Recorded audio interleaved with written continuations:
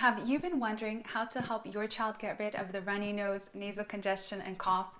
Sometimes it can seem like they're coming down with one upper respiratory infection after another, especially when they start being around more kids. In this video, I'm going to focus on the best ways to help your child clear the runny nose, congestion, and cough, and I'll end by talking about the symptoms that indicate your child should be seen by a healthcare provider. The most common illnesses that toddlers and children experience are upper respiratory infections, also known as the common cold. More than 200 different viruses are known to cause the symptoms of upper respiratory infections, but rhinovirus is the most common.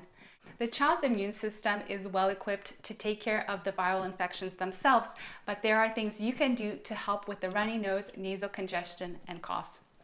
First, I want to mention the common symptoms that are typically present with an upper respiratory infection. Most of them will involve the child having a runny nose, nasal congestion, and cough. The following symptoms are also common: sneezing, sore throat, fever, decreased appetite, decrease in activity level, and increased fussiness. Some children will also experience muscle aches and headaches. After the onset, symptoms typically become worse the first 2 to 3 days, and then they usually start to improve. Initially, the mucus starts off transparent, thin, and runny. Within the next several days, it can become thicker and change to a white, yellow, or green color. The mucus changing to one of these colors does not automatically indicate that the child now has a bacterial infection. As the mucus thickens, less drips out of the nose and more drips down the back of the throat. Around this time, the cough tends to worsen. A lot of parents become concerned about the cough, but in most situations, when it's associated with an upper respiratory tract infection, the cough is actually the body's natural mechanism for protecting the lungs. When the mucus moves from the nose down the back of the throat, the child will cough to prevent it from going into the airways and lungs, and gets the mucus to move into the digestive tract instead. On average, upper respiratory infection symptoms will last around 7 to 10 days, although for some children, the symptoms may last longer. Since children aren't the best at blowing the nose or spitting out the mucus that collects on the back of the throat, here are some things that you can do to help treat the runny nose, nasal congestion, and cough. In the first several days of an upper respiratory infection, when the mucus is thin and runny, you may use nasal saline spray or drops to help keep the mucus from becoming too thick and to clean out your child's nose. A great time to do it is whenever the child sounds congested, during bath time, or in the evening about an hour before bedtime. If you're using saline spray, put 2 to 4 sprays into each nasal opening while your child is sitting up and has the head in a neutral position. If you're using saline drops, I find that pushing on the bottle to make a stream of saline flow into the nose is more effective than just putting in several drops at a time. Since the nose is connected to the throat, some of the mucus will run down the back of the throat, creating a postnasal drip. As the mucus in the nose gets thicker, the mucus that coats the back of the throat becomes thicker. This can make the cough worse and wet sounding. Since toddlers and young children aren't able to expectorate or spit out the mucus that's in the throat, doing nasal flushes can help loosen it up. By pushing the nasal saline drops into the nose as a stream or doing multiple sprays in a row will help to physically flush mucus out of the nose and some of the mucus that's coating the back of the throat. For children 4 years and older, I find the NeilMed Sinus Rinse for Kids is very effective in clearing out mucus.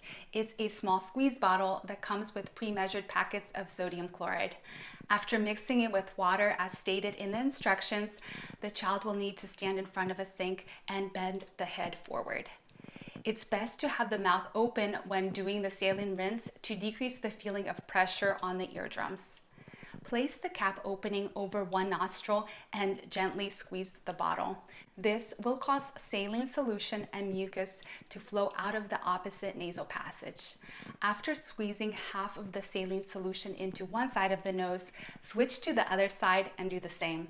Some children will start to cough more after the nasal saline flushes. This is normal. When the mucus loosens up, some will run down the back of the throat. The child will cough as a protective mechanism to prevent the mucus from going into the lungs and will cause it to move into the digestive tract instead. Another thing that will help clear the nasal congestion and cough is teaching your child to blow the nose. Typically, after 2 years of age, children can start to grasp the concept of learning to blow the nose.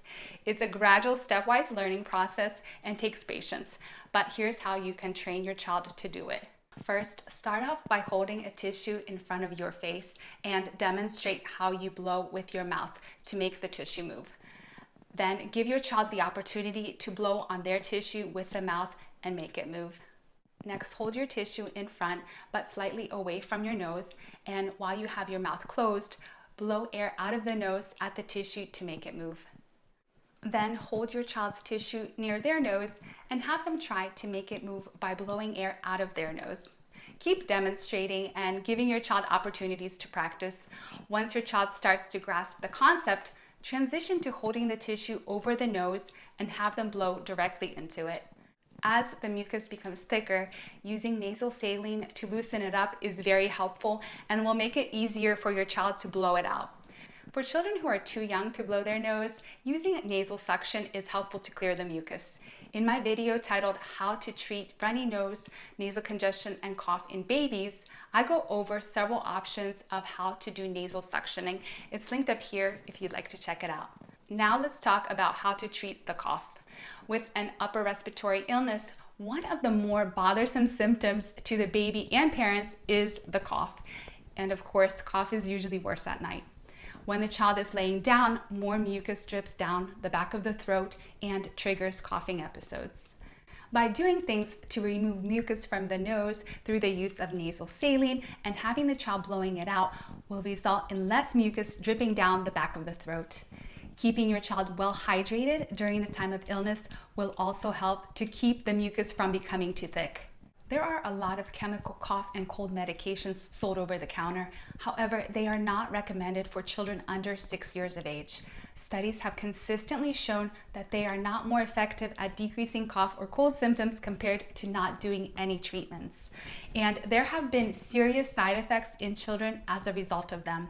However, honey has been shown to be effective at decreasing cough, especially nighttime cough. By coating the back of the throat, it decreases irritation and helps alleviate postnasal drip. In a study, children 1 to 5 years of age who received up to 2 teaspoons of honey 30 minutes before bedtime had less cough and better sleep than those who received an over-the-counter cough medication or those who didn't get any treatment. Studies that looked at giving different types of honey to children showed that they all worked just as effectively to decrease cough. Honey is not recommended to be given to children under 1 year of age due to botulism risk. However, a study showed a decrease in cough in babies 2 months and older who were given either 3 or 4 milliliters of agave nectar syrup 30 minutes before bedtime compared to babies who didn't get anything. Another home remedy that has been shown to be effective in decreasing nighttime cough and congestion and improve sleep was the use of a vapor or chest rub. It can be placed on the child's chest, neck, back, or the bottom of the feet. Now let's talk about symptoms that are indicators you should have your child evaluated by a healthcare provider. Anytime children look like they're having respiratory distress, they need to be evaluated promptly. Signs of respiratory distress include rapid breathing, and in younger children, you will see their belly going up and down as they breathe rapidly. Other concerning symptoms include noisy breathing or making wheezing sounds as they breathe. Children should be seen if their fever is not improving with appropriate doses of fever-reducing medicine or if fever continues for 5 days or longer. Other concerning symptoms include the child's cough continuing to worsen or cough lasting longer than 2 weeks. As uncomfortable as it is when your child is sick, remember that this is the way that your child develops immunity towards infections, and the process is helping to strengthen their immune system. By doing the things that I mentioned, you will be able to alleviate runny nose, nasal congestion, and cough, and help your child get over them quicker. See you in the next video.